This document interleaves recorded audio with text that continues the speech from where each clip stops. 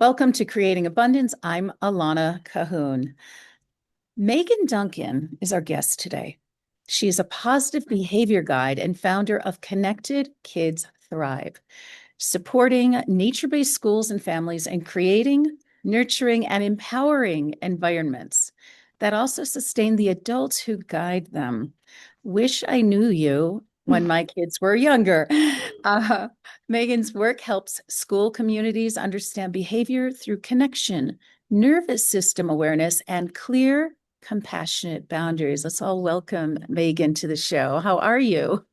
Thank you. Thank you for having me. I'm so excited to be here. I am doing amazing. Life is good. Yes. That's so great. So um, today I'm in where is it? San Miguel Allende, Mexico. And where are you again today? I'm in the high desert of Colorado, just a few miles off the Utah state line Oh my and goodness. next to the river. So very, very cool. Very, Yeah, very that, that is awesome. But so there was a little confusion, and we almost missed this meeting today, because the time zone we're both mountain time zones, and I'm like, oh no, what's happening? dry. But we made it. We made it happen, and it was You did. so I'm glad to be here with you, and I'm glad to be outside. Many of the viewers and listeners know that I'm from Rochester, New York, where it is snowing and blizzarding and cold. And Ugh. so just to be able to sit outside on a patio and listen to the fountain in the background and see you with the beautiful greens behind you, I just feel like a healing Mm, coming over me. yes. Um, Yeah. Very, very cold here, Colorado. We don't have enough snow Oh. yet. It's a very, very dry winter, unfortunately, but frigid. Um, Mm.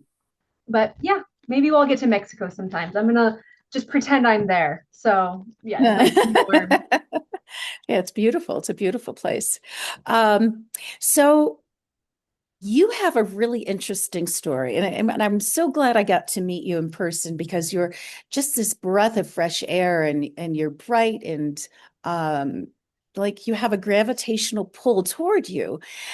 So magnetic. You have a magnetic personality, and you have an interesting story. Tell everyone what it is that you do exactly now, because I'm very curious as a parent myself. And I know, behavioral issues are like, well, what is that exactly? Is Mhm. I know ADD and ADHD and, this syndrome and that syndrome are always being thrown around, at least in my Yes, circle. So tell us a bit how what you do, and then you can tell us your journey there. sure. I think I'm gonna share with you and the audience two interesting numbers. So the first one is 250, and that is the number of preschoolers that are suspended or expelled every single day in the US. And Preschoolers preschoolers, if that's not heartbreaking, suspended. like it makes me so emotional every time I say it. And that's why I do the work that I do. And with that number, the next number is 500 to 1,000. And that is the amount of times kids are told what to do in a day on average. And that doesn't count the extracurricular activities that kids are subjected to so often, or the therapies that they're told what to do every second of the time they're in there. So kiddos, our children are in these environments, and the teachers have the best intentions, and they got into this work because it's hard work, and they want to help it's our youth and our kiddos and our country and all those things, and we're missing the boat. Oh, Our kiddos are suffering, and teachers are suffering, and parents are suffering. And so that's why I do the work that I do. Uh, through a series of events, ended up opening up my own little preschool because I didn't like what I saw and I thought I could do better. Right. And then over my time, I realized I was kind of repeating some of the same stuff that I saw that I didn't like. So I found my play based guides, those, before me who were really honoring children's childhoods. And then I found those who were providing these beautiful environments in nature. And so I shifted my program into being nature based. And we built dams every day. We hiking all the time. And these kiddos, we put academics as on the periphery. I sprinkled those in when I could, but we really just played and connected and worked on social emotional intelligence.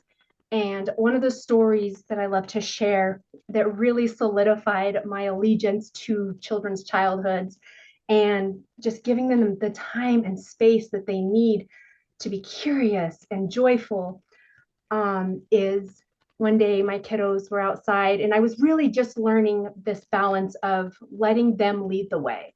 But they were investigating a ladybug on a branch.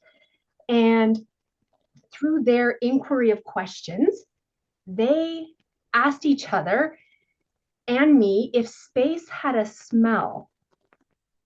And that was and we researched it. And it, according to astronauts, it does. And just, I really learned how stepping back, trusting myself to trust them so that they could trust themselves, so that they could trust me, this circle of trust. Mm-hmm. And so I am so passionate about this work. I imagine you can hear it in my voice. And I am passionate about helping other established nature schools really think about behavior in a deeper way, because a child's environment, yes, it's the trees and the brook and the stumps and the bugs and it's all of that, but it's also the adults in the environment. And we really have to think about that and make sure that we're equipping ourselves, making sure that we're filled up so that we can give, so that we're not depleted, but also really understanding behavior so that we're helping that child meet their own need and, you know, tap into their capabilities so that they can really thrive. So that's what I'm here doing. And I was asked to do this work actually, which is so cool. I was coaching parents, which is super, super fun. And then a woman that was in a certification program that I was in, nature-based certification program, several years after we met, she reached out to me and said, hey, I see what you're doing with parents. Will you create something for my school and my staff so that we can understand kiddos' behaviors better? And so I did, and that's been amazing. And I think the last piece is bringing parents on board.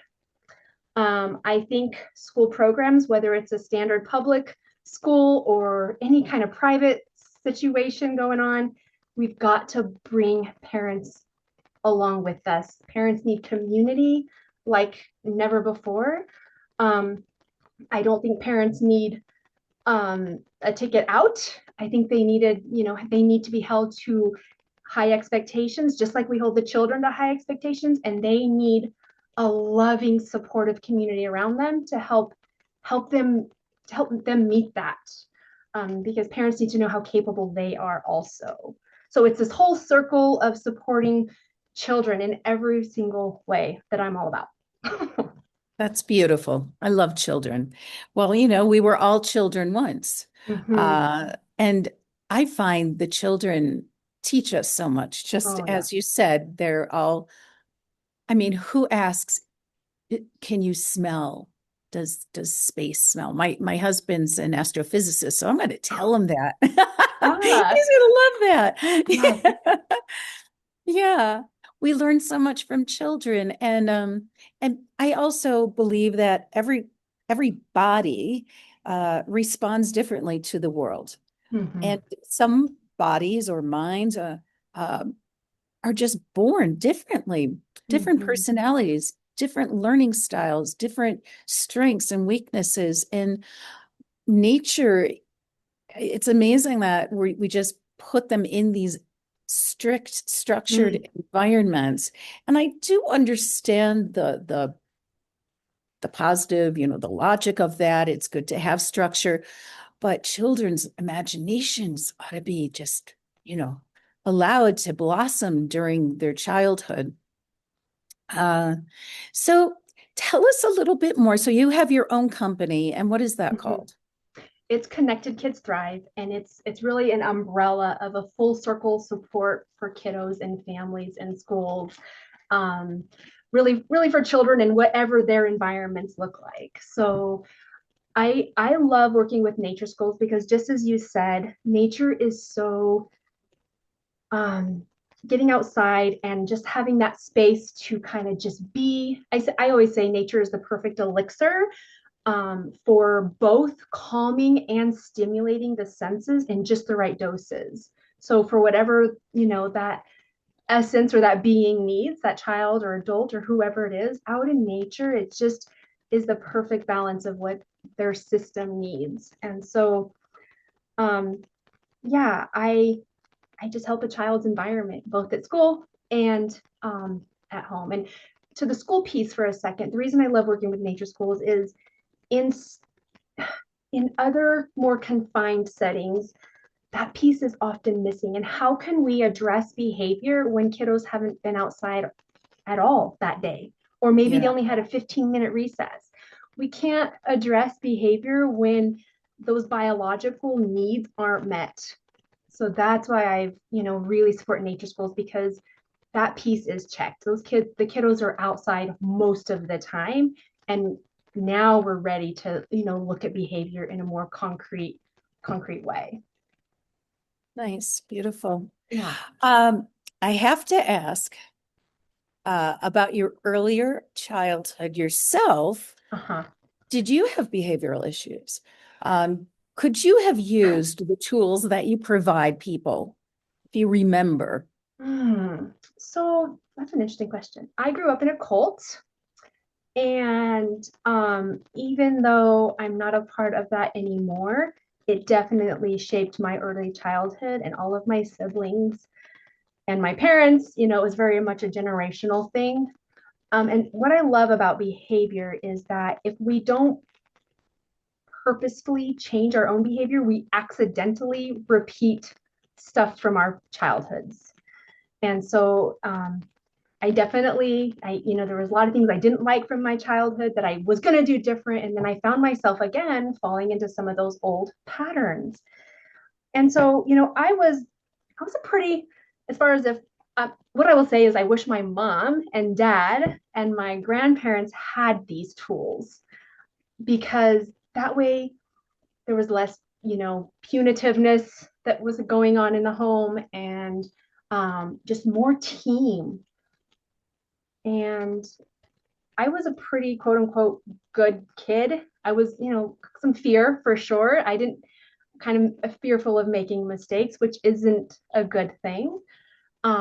So yeah, when I became a foster mom, I really dug into the realm of behavior, trying to understand where these kiddos from so much trauma are coming from. Um, so that was my big deep dive into behavior. I was always curious about it. I have a background in pediatric speech therapy, so I've always been curious about the brain and communication and behavior kind of on a lighter level, but it was my fostering journey that really pushed me into the realm of behavior. And yes, I definitely wish my parents would have had some of these tools. And I definitely use these tools with all the kids I know, and adults too. These are just, Sure. we all are behavior, right? Everything we do is behavior. So when Yeah. we know what someone's communicating underneath their behavior, we can meet that need. We Yeah. can hear them through what they're presenting, and not take stuff personal, and we can just Mhm. really solve problems in a really profoundly connected way. Yeah. Thank you for sharing that. And I know you're training, and you have so much training in the work that you do. Mm-hmm. And it's very impressive. What I'd like to know, if you feel comfortable sharing, is what inspired you to leave the cult? What kind of cult was it? We hear that word and we're like, oh my God, that sounds Yeah. terrible. Uh, But I don't know. I don't know. Is that a closed-minded way of thinking, or is it true? Is it just a different way of living? Is it communal? We're and I don't know. So educate us on that. yeah. What was it like, and what inspired you to leave? And do you still have relationship with your family now that you've Yeah. left their social norm? Right. So, when I first left, I was like, oh my God. I didn't, when you're growing up like that, you don't know. You think it's normal. You think everyone else is kind of growing up in their own kind of crazy. Um, and as through the work that I've done and the families that I've served, honestly, it's not that crazy of a cult, actually. There's definitely, other belief systems that are have some much deeper, themes going on than ours really did. Um, but as far as like some specifics with it, very interesting. No medical doctors, so that's fun. I'm the oldest of five, and yeah, home births, which I had a home birth too, even after I shifted my own belief system. But some of that stuff stays with you. It was Mhm. interesting when my daughter was born at home, 36 hours of labor, by the way, super, super Oh, fun. wow. She ended up needing to go to the hospital, and I was so worried that the doctors are going to be so evil. And this is after I left my cult and I knew better. And I was shocked at how amazing they were and how generous and kind the nurses were. I'm still shocked at how shocked I was, that they were so wonderful to us, because that was definitely not what I was led to believe. Doctors are evil. So that's just an interesting, Yeah. piece there. Um, but I left when I met my boyfriend, now husband of almost 20 years. um he was just like, oh my goodness, let's so he yeah we he invited me to go to Washington State with him, so I did, and then that's the rest of that's history. uh but as far as my relationship with my family, what's interesting is my family, my mom and dad, actually left the cult very shortly after I did. So it Mm. was really difficult being with my boyfriend husband, who believed very differently from them. And then then they left too. It was kind of like, well, I don't know, they give me a very hard time for leaving, and then they left too. It was that piece was hard. Um, I remember, so no makeup either. We were supposed to present very naturally, natural childbirth, natural presentation. And, I left the cult, right? And I was wearing makeup for a while. And then my mom left. And I remember her putting on makeup for the first time in my presence. And I had to leave the room because it was such a kind of a trauma response, because I was, chastised for wearing makeup as a, you know, um, Yeah. coming into their home with my boyfriend for, and then she's putting on makeup too. And now we can put on makeup together and go dancing together and it's all good. But that was a really weird moment for me. Yeah. Um, so, but I think I really appreciate actually how I grew up with all the weirdness and even some of the problematic stuff, because it's led me to where I am today, changing the lives I get to change today, having the perspective I get to have, and having that compassion and that empathy. People's childhoods impact them in such profound ways. And when you're looking at that person in front of you, whether it's an adult or a child, just meeting them where they are, no judgment, and seeing that need under their behavior. And so I I really appreciate where I came from, actually. That's beautiful. Yeah. And it's through trauma, I think, that we grow Oh and yeah. we're able to step up, and it's through our own, pain and suffering that we're able to recognize pain and suffering in others and Yeah. help them to heal and transform. So, yeah, and it's interesting because everyone has their own belief systems, and Mhm. who is right? Right. I think Is the whole world. Are we yeah, all wrong except for right. these two people? So I don't have the answer, but I believe in my path, and Mhm. um, but it's interesting. I went to a Catholic school for 6 years, and out of my own choice, I felt very close to God, and I actually wanted to be a nun. And uh, I experienced a lot of brutality in that, in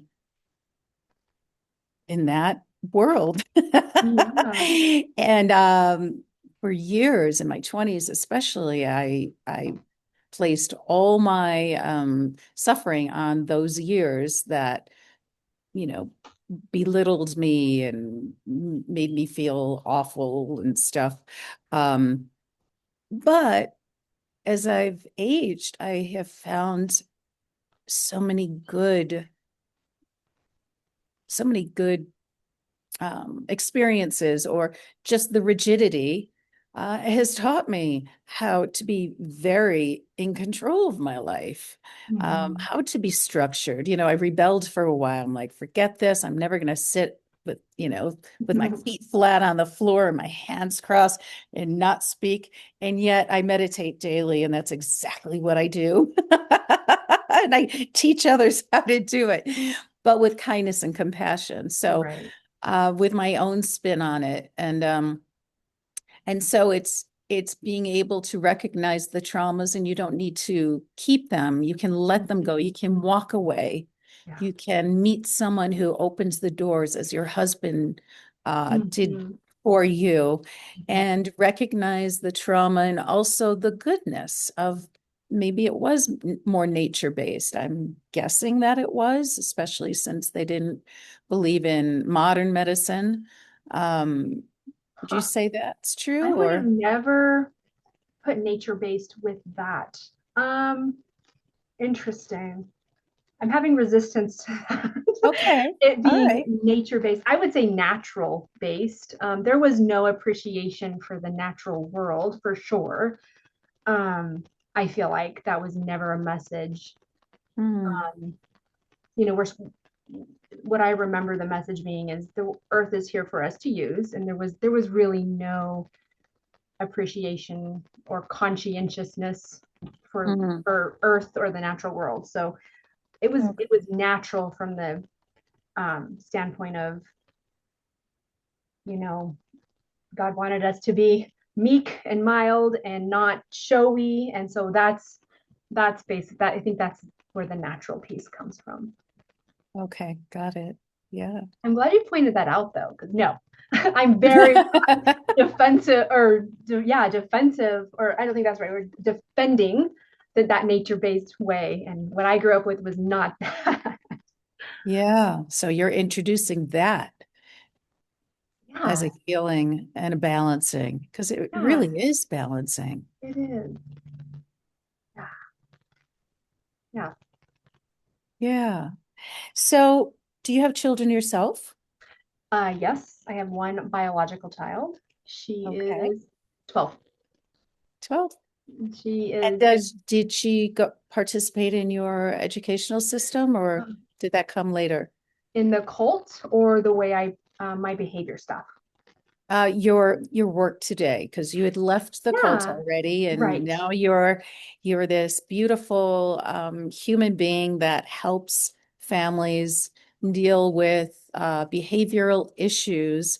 Yeah, So says society. And are they really yeah, behavioral issues, or are they in the wrong setting for their personality type? yeah. So she got to experience both parts of me for sure.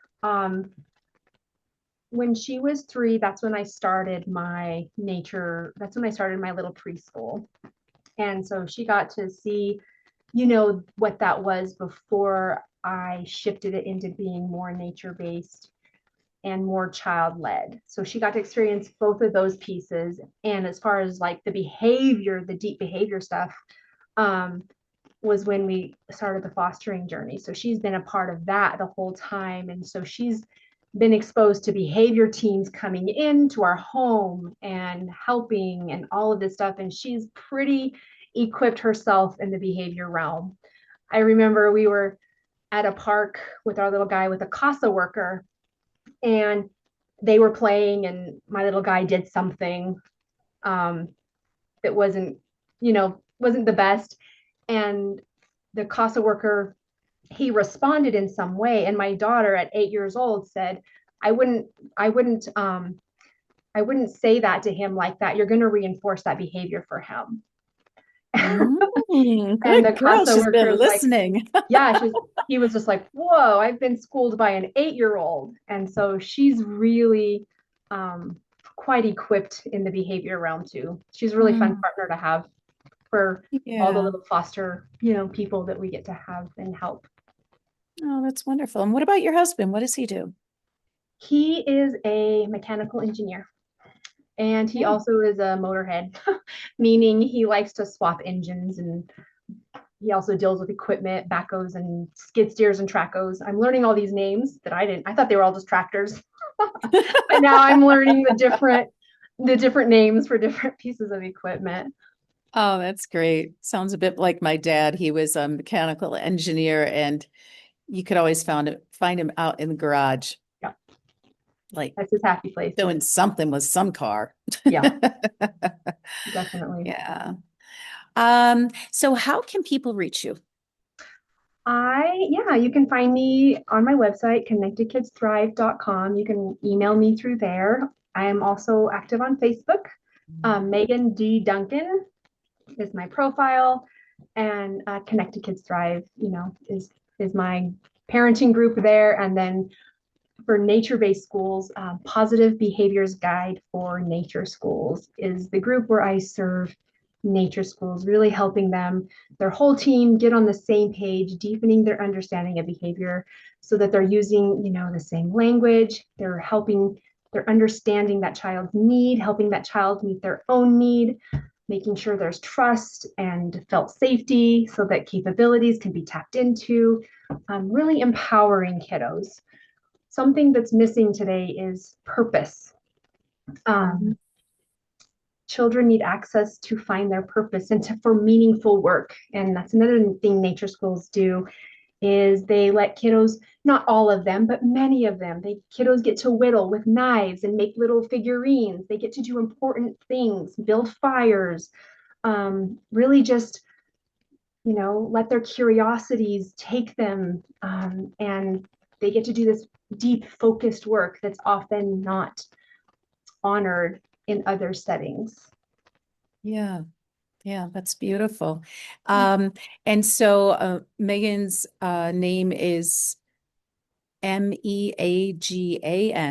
Mhm. Duncan, Duncan. So you can find her on Facebook. And then is your middle initial in that as well? Yeah, Megan D. Duncan. D. Yes. Okay. And did you have a free gift for our viewers and listeners? Reach out to me and I will gift you something. I have so many things. You just tell me what you want and I will make sure that you get I've got so much content on even speech and language stuff for little ones, blame and shame, Mm. all kinds of stuff, even deeper on behavior. So you just let me know what you're interested in and I will make sure that you get something that serves that purpose. All right. So I'll have her contact Megan's contact information in the show notes. So please just peruse that and reach out and learn more. And again, I wish I knew you 15 years ago. Yeah, uh, I have four, I think, priorities, or to let parents, and yeah, to let parents know, if I can just share those really quickly. sure. We've got four choices, I think, as parents, as far as our kiddos and their educational journeys. Number one, just let it be as it is. If you're Whether you're happy with it or not, we can just do nothing and just kind of play on the sidelines. Or we can lock arms with educators, with teachers, and fight for longer recesses, no homework, and other things that kiddos really, really need, because teachers, they're suffering too. Yeah. And they need parents to yoke with them, to, lock arms with them, to their administrative team. Teachers can't do it alone. And number three, we can, take our kiddos out of those settings and homeschool ourselves if we're not happy with what's going on. And that can be its own realm of difficulty.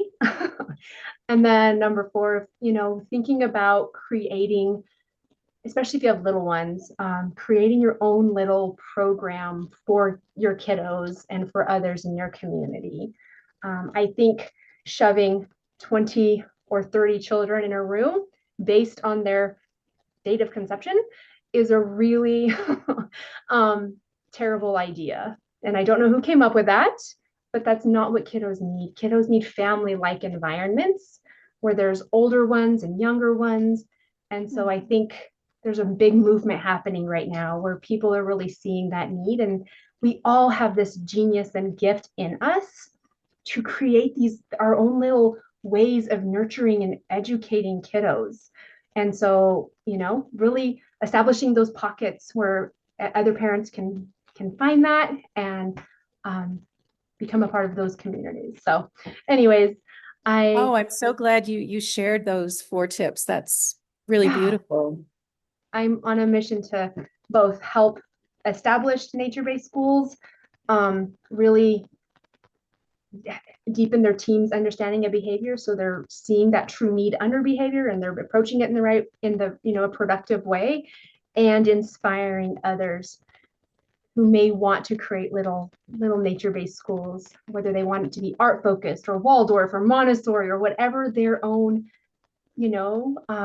genius is. That kids are looking for that, parents are looking for that. And so I have a really cool, I'm doing a founder interview series right now, and these founders are sharing what inspired them to start their nature-based program. They're sharing, nuggets of wisdom they wish they would have known earlier. And so my goal with that is to let other people find their guide, right? Find those founders who have already done it, connect with them so that they can start their own programs in connection, and they can serve children in a more effective and efficient way and not be alone in doing it. So I'll share that with you too. Those are really inspiring. They're just 20-minute Yeah. little interviews. They're really powerful. Yeah, that sounds great. Yeah. Wonderful. Thank you so much. I would say you are, in a word, a sweetheart. Oh, And the thank work you. you do is very meaningful and purpose driven. And thank you from one parent to another. Thank you, Alana. And thank you to our listeners and our viewers. Creating abundance is about having a life filled with purpose, radiant health, wealth, and happiness, and transforming those traumas into golden gems of wisdom that you can then help to benefit others with. So, on that note, thank you, and we'll see you next time. Bye. Thank you.